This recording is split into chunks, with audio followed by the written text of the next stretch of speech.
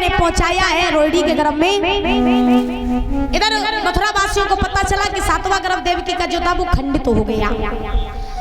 अब कंस कहने लगा चलो अच्छा हुआ जो पहले ही मर गया, अगर जन्म लेकर के आता तो मेरे हाथों से मारा जाता।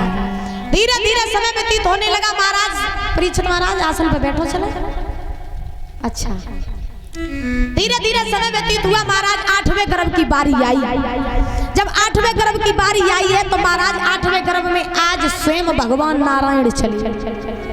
और जब भगवान नारायण चले तो चलने के बाद में महाराज प्रमाण ये मिला है कि जैसे ही 8वें गर्भ की बारी आई तो कंस ने जोरों से तैयारियां शुरू करवा दी। तैयारियां होने लगी। जहाँ पर महाराज फाटक पे एक ताला था वहाँ 2-2 पड़वा दिए। जहाँ 2 पहरेदार थे वहाँ 4-4 खड़े करवा दिए। देवकी वसुदेव के हाथ पैरों में बेड़ियां डलवा दी। और महाराज खाने के लिए 2-4 दिन की बासी रोटी देने लगा कंस। और कहने लगा कि अगर अच्छो खाना इन्हें दो, अच्छो भोजन इन्हें दो तो कहूँ मेरो काल जो है वो बलवान पैदा न हो जाए। जोरों से तैयारियां चलने लगी। इधर 8वें गर्भ की बारी आई तो महाराज स्वयं भगवान नारायण चले। जब भगवान नारायण चले तो प्रमाण ये मिला है कि भादों का महीना है, कृष्ण पक्ष की अष्टमी है, दिन है बुधवार, रोहिणी नक्षत्र है और महाराज रात के बजे हुए हैं 12। भगवान चले और जैसे ही महाराज भगवान चले तो आज सुंदर सुंदर सी हवा चल रही है, हल्की हल्की बारिश हो रही है, चारों तरफ महाराज चिड़ियां चहचहा रही हैं। इतना सुंदर मौसम है, इतना सुहाना मौसम है। जब भगवान आए तो महाराज ऐसा लग रहा है मानो चारों तरफ खुशहाली छाई हो।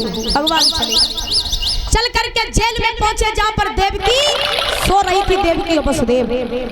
जैसे ही भगवान पहुंचे हैं महाराज देवकी और वसुदेव के पास में रात में जेल में, तो रात के 12 बजे हुए एकदम से तेज रोशनी हुई और जैसे ही तेज उजाला हुआ वैसे ही 4 भुजाएं धारण करके महाराज विशाल रूप धारण करके भगवान नारायण प्रकट हो गए। जैसे ही नारायण प्रकट हुए उसी समय महाराज देवकी वसुदेव की आंखें खुल गई। और जैसे ही देवकी वसुदेव की आंखें खुली तो महाराज क्या देखा कि सामने 4 भुजाएं धारण किए हुए हैं भगवान नारायण खड़े। देवकी वसुदेव चरणों में गिर पड़े, भगवान के हाथ जोड़े, जवाब दिया प्रभु आज आप मेरे यहाँ पधारे, हमारे तो भाग्य खुल गए, लेकिन आपका यहाँ आना कैसे हुआ?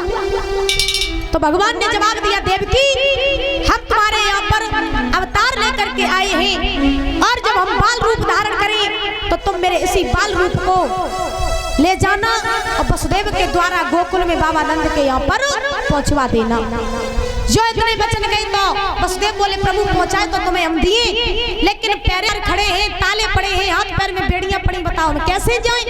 तो भगवान की ऐसी लीला, पहरेदार जितने थे सो गए और महाराज ताले अपने आप टूट गए, फाटक अपने आप खुल गए, हाथ पैर में बेड़ियां टूट गई, महाराज सब सो गए। अब 4 भुजाएं धारण किए हुए भगवान। तो देवकी बोली प्रभु पहुंचाए तो तुम्हें हम तब दिए जब छोटा रूप धारण करो। तो महाराज भगवान ने क्या किया कि अपनी 4 भुजाओं को त्याग दिया, विशाल रूप को त्याग दिया, छोटा सा रूप धारण कर लिया, देवकी की गोद में आ गए। जैसे ही देवकी की गोद में आए प्रभु खेलने लगे, मुस्काने लगे प्रभु। अब देवकी बोली प्रभु अब आए तो गए हो मेरी गोद में, बाल रूप धारण कर लो। रोए के अब दिखाई दे, क्योंकि छोटा बालक जब होता है तो रोता है, तो रोए के दिखाओ।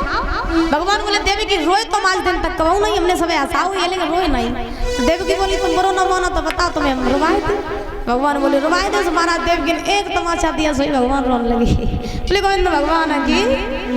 अब जैसे ही भगवान रोए तो उसी समय महाराज कितना सुंदर मौसम था, सभी लोग ताली बजा करके बोलेंगे कितना सुहाना समय था। बादों की रात काली झुकी रे अंधेरिया,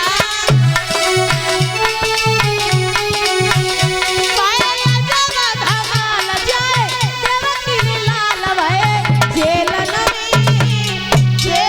में बादों की रात काली झुकी रे अंधेरिया, बादों की रात काली झुकी रे अंधेरिया, पाया जग धमाल जाए, देवकी लाल भये जेलन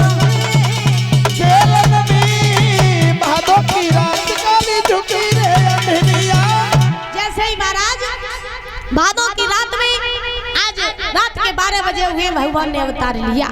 जैसे ही अवतार लिया तब तक देवकी कहने लगी वसुदेव से प्रभु आप ज्यादा विलंब न करो, हमारे भगवान को ले जाओ और ले जा करके गोकुल में नंद के यहाँ छोड़ाओ, क्योंकि अगर कंस को पता चल गया तो कंस भगवान को नहीं छोड़ेंगे। देवी की रोई के बोली सुनो,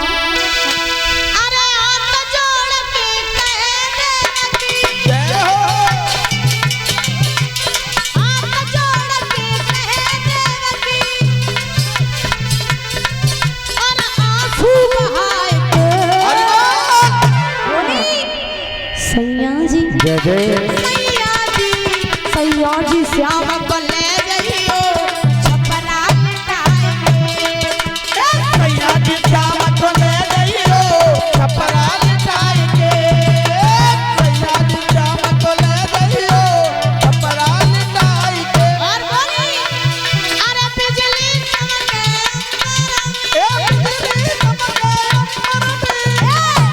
बिजली चमके